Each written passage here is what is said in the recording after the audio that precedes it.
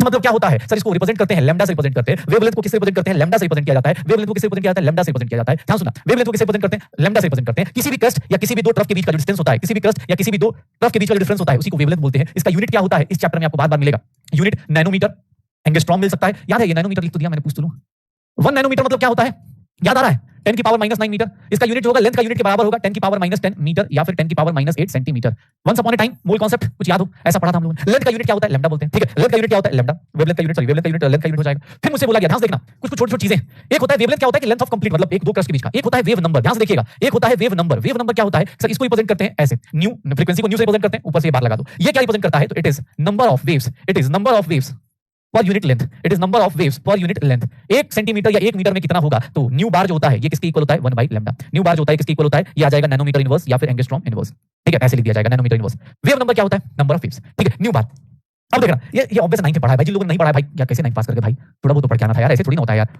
Wavelength, wave number, wavelength मतलब एक wave का लेंथ यहां से लेकर यहां तक, यहां से लेकर यहां तक। वेव नंबर मतलब ठीक है ना भाई, 10 सेंटीमीटर में कितने वेव 1 सेंटीमीटर में, उसी को क्या बोल देंगे, वेव नंबर। अबे तुझे फार्मूला याद रखना, तुझे फिजिक्स नहीं लगानी यहां पर। 1 बाई लैम्डा कर लियो भाई, 1 बाई लैम्डा कर लियो, ठीक है, 1 बाई लैम्डा कर लेना, ये वेव नंबर हो गया। फिर मुझसे किसने बोल दिया कि सर एक काम करते हैं, एक चीज और होती है, that is known as frequency. Frequency को क्या बोलते हैं, उधर लिखते हैं फ्रीक्वेंसी को। ये जल्दी साथ-साथ में जो लिख रहे हैं प्लीज लिखते जाइए। अब यहां से न्यूमेरिकल चालू होंगे, अब यहां से न्यूमेरिकल चालू होंगे।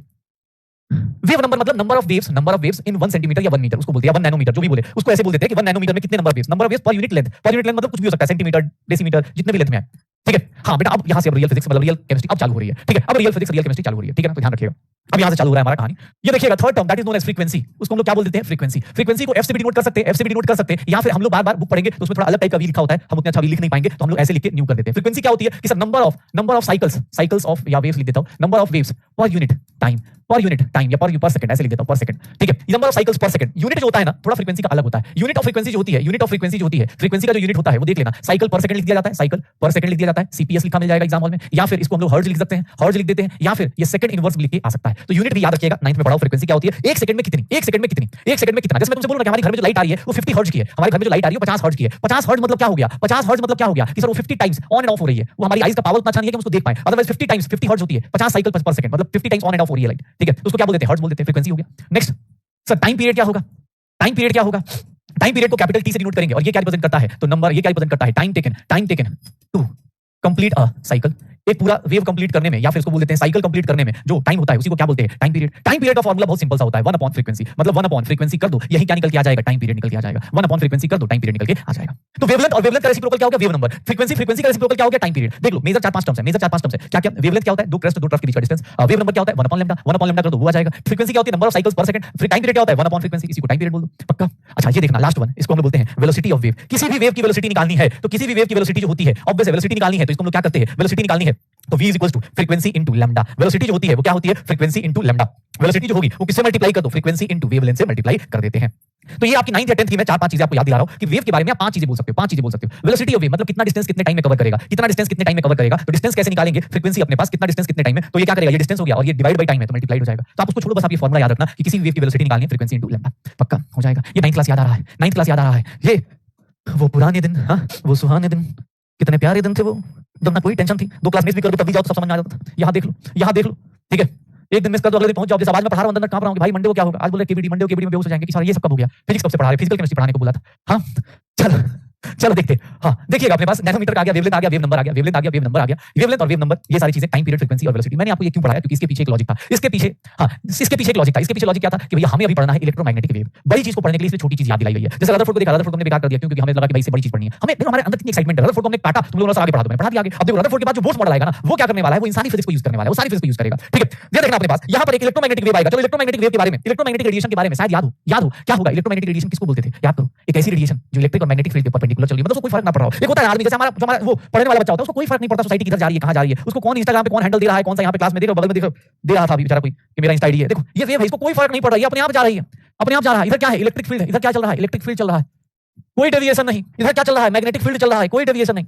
अभी मैं कल मैं किसी बच्चे से बात कर रहा था, ठीक है, इंस्टा पे, उसने 5 लोगों को फॉलो कर रखा है, 5 लोग। मैंने पूछा, मैंने 11th में डेविएशन नहीं आई, तुम इंस्टा पे मुझे मैसेज कर रही हो, टाइम वेस्ट नहीं होता। उसने बस 5 लोगों को मैसेज, मतलब 5 लोगों को फॉलो कर रखा है, मतलब वही 4-5 जो भी टीचर्स, बस उन्हीं को फॉलो कर रखा है। इसके अलावा मैंने सोचा बाद में देखेंगे, ठीक है। हाँ, और नाम भी रखा था सीजू का। पहले तो मुझे लगा भाई कैरेक्टर जिंदा तो नहीं हो गया, ठीक है। फिर मैं वेट कर रहा था कि हमारा डोरेमोन भी आएगा, ठीक है। चलो सोच रहे हो आपको कोई सीजू का मैसेज कर रहा हूं, चलो मैं ये बोल रहा था इलेक्ट्रिक फील्ड हो गया, मैग्नेटिक फील्ड हो गया। ये जो वेव जा रही है इसी को बोलते हैं इलेक्ट्रोमैग्नेटिक वेव। भैया ये छोटी छोटी बातें जो हम बता रहे हैं ये पूरा का पूरा एक चैप्टर है आपके लिए इलेक्ट्रोमैग्नेटिक वेव। ध्यान से सुनिएगा। व्हेन अ चार्ज पार्टिकल, एक चार्ज पार्टिकल जब भी मूव करता है, when a charge particle sir move करेगा, मूव्स अंडर एक्सेलरेशन, जब भी मूव करेगा सर वो क्या जनरेट करता है, अभी जस्ट आपसे बताया गया था सर वो क्या जनरेट करता है, electric perpendicular electric and magnetic field generate करता है। परपेंडिकुलर इलेक्ट्रिक फील्ड को ई से एंड मैग्नेटिक फील्ड को बी से are generated and it passes as wave known as electromagnetic wave. इसको हम लोग क्या बोल देते हैं, इलेक्ट्रोमैग्नेटिक वेव बोल देते हैं, इलेक्ट्रोमैग्नेटिक वेव बोल देते हैं। इसी को हम लोग क्या बोल देते हैं, इलेक्ट्रोमैग्नेटिक वेव बोलते हैं। ध्यान सुनना, इलेक्ट्रोमैग्नेटिक वेव बोल दिया जाता है। इलेक्ट्रोमैग्नेटिक वेव किसको बोलते हैं कि जब भी कोई चार्ज पार्टिकल मूव कर रहा है, मान लो चार्ज पार्टिकल इधर जा रहा है, चार्ज पार्टिकल इधर जा रहा है, चार्ज पार्टिकल इधर जा रहा है, तो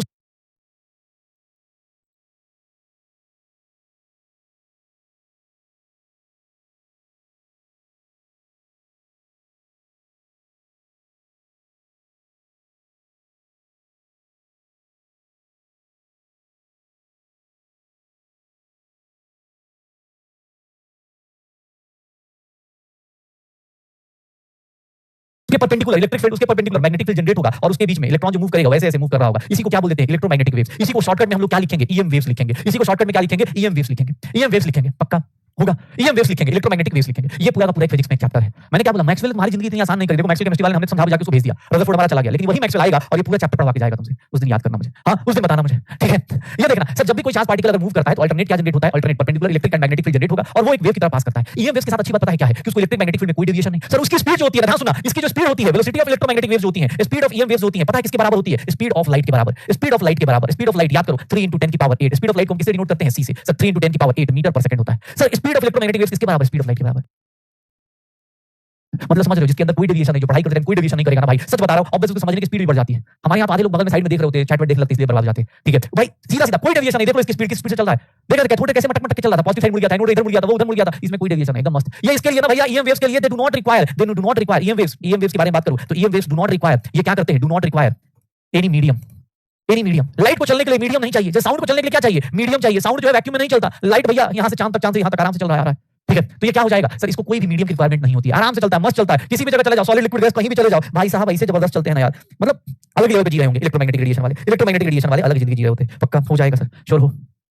बट ये परपेंडिकुलर होता है, एक्स एक्सिस है ना, तो ये वाई एक्सिस है यार, बेसिक मैथ भाई, ऐसे करके ये जेड एक्सिस हो गया ना, पेन जेड एक्सिस हो गया, ये बोलो परपेंडिकुलर कैसे है भाई, ये परपेंडिकुलर 90 डिग्री इधर 90 डिग्री ऐसे करके नहीं, ये हवा में बाहर की तरफ है 90 डिग्री, पक्का हो जाएगा, हाँ पक्का हो जाएगा। मुझे बोलो, अब देखो मैं अब इंग्लिश में एक मिनट थोड़ा हाई लेवल इंग्लिश, ठीक है, ये ऐसे नहीं, देखो ये मैंने नहीं बोला था इलेक्ट्रोमैग्नेटिक वेव्स के बारे में, देखो मैंने छोटे-छोटे लाइंस बताया। मैक्सवेल इंग्लिश देखना, मैक्सवेल ने क्या बोला कि when electrically charge particle moves under acceleration, देखिएगा इंग्लिश देखिए, alternating electric and magnetic fields are produced and transmitted. देख रहे हो, मैक्सवेल ने सजेस्ट किया है कि जब भी कोई इलेक्ट्रिकली चार्ज पार्टिकल चलता हो एक्सेलरेशन में तो alternate electric and magnetic field produce होते हैं। दिस फील्ड्स आर, ओ भाई साहब, transmitted in the forms of wave. Known, दोबारा मत लिख लेना भाई, वही चीज है, ऐसे नहीं दोबारा लिख रहे हैं, ठीक है, दोबारा लिख रहे हैं, ये दोबारा नहीं लिखना है, ये वही सेम चीज है, बस इंग्लिश वाली बातें है। सर ये किस फॉर्म में रेडिएशन हो रहा है, वेव के फॉर्म में हो रहा है, किसके लाइट के बराबर होता है, स्पीड ऑफ लाइट के बराबर होता है, they do not require any medium for propagation. अबे वही लिखवा रहा था बे, क्या बात कर रहे हो, बस ये तो इंग्लिश वालों के लिए लिखवा दिया कि हां कोई ये ना बोले कि सर ने टूटी फूटी इंग्लिश लिखी है, ठीक है। Have electric and magnetic field travel at right angle to this property field, यही बात तो मैं बोल रहा था उस टाइम से, हां हो जाएगा। ध्यान से देख लेना, इलेक्ट्रो में ये स्कूल में लिखना, हाँ ये बात किसने सही बोली, ये ऐसे मत लिख देना स्कूल में भाई, स्कूल में अच्छी राइटिंग में अच्छे से समझना, स्कूल के टीचर से पंगा नहीं लेने का 11th में तो खासकर, क्योंकि उसको पता है तुम साइंस पढ़ रहे हो, मेरे से नहीं पढ़ रहे साइड में, सॉरी, और स्कूल टीचर्स आर रिस्पेक्टेबल, ठीक है, डिस्क्लेमर पहले ही चला दो, ठीक है। हाँ तो स्कूल के टीचर से पंगा नहीं, मैम से सर से पंगा नहीं, ठीक है, हम लोग उनसे बहुत नीचे आते, तुम उनकी बात मानोगे एकदम शांति से, कोई भी बात हो ये सब लिखोगे एकदम, स्कूल में कोई पूछे ब्लू पेन से ब्लैक पेन से लिखना है, तुम्हारी जगह मैं भी था, मैं भी ऐसे लिखता था, प्यार से लिखता था, एकदम सुंदर राइटिंग में एकदम रच रच के लिखता था, ठीक है। क्योंकि कभी भी कोई चार्ज पार्टिकल चलता है ना, तो ऑब्वियसली चार्ज पार्टिकल का मतलब क्या हो गया, इसके ऊपर कुछ चार्ज है, सोच रहा इलेक्ट्रॉन मूव करता है तो करंट चलने लगता है भाई, रेडिएशन आती है ना, इलेक्ट्रॉन मूव करता है, कहीं तो सुना होगा ना इलेक्ट्रॉन की मूवमेंट के जस्ट बाद करंट पीछे से आ रहा है, कैसे आ रहा है, वही होता है, पक्का। तो ये देख लेना अपने पास, ये इलेक्ट्रोमैग्नेटिक रेडिएशन है। अच्छा यहाँ पर एक बात पता चल गई मुझे, अब ध्यान सुनना, इलेक्ट्रोमैग्नेटिक रेडिएशन की बात पता चल गई मुझे कि electromagnetic radiation speed of light के बराबर चलता है, तो इसका मतलब ध्यान सुनिएगा, एक बात बताइएगा मुझे sir, speed of electromagnetic waves, अब मैं एक बहुत हाई फाई चीज बता रहा हूं, थोड़ा पकड़िएगा आप लोग, ये किसके बराबर है, स्पीड ऑफ लाइट के, ठीक है। ये बात आपने बोली सर, हमने मान ली, ठीक है, 3 × 10 की पावर 8 मीटर पर सेकंड। ये तो सबको पता है ना कि ये स्पीड ऑफ लाइट जो होती है कांस्टेंट होती है, वेरिएबल नहीं होती, ये बात सबको पता चल गई। तो मतलब वेलोसिटी जो होगी, वेलोसिटी जो होती है भाई, ठीक है, वेलोसिटी जो होती है किसी भी वेव की, अगर मैं देखना आप क्या लिख रहा हूं, स्पीड ऑफ ईएम वेव्स, सुनिएगा और पकड़िएगा, बहुत हार्ड चीज चल रहा है, एक बार देखिएगा, ये देखिए वेलोसिटी को क्या लिख सकता हूं, फ्रीक्वेंसी इनटू वेवलेंथ लिख सकता हूं क्या, फ्रीक्वेंसी इनटू वेवलेंथ लिख सकता हूं क्या,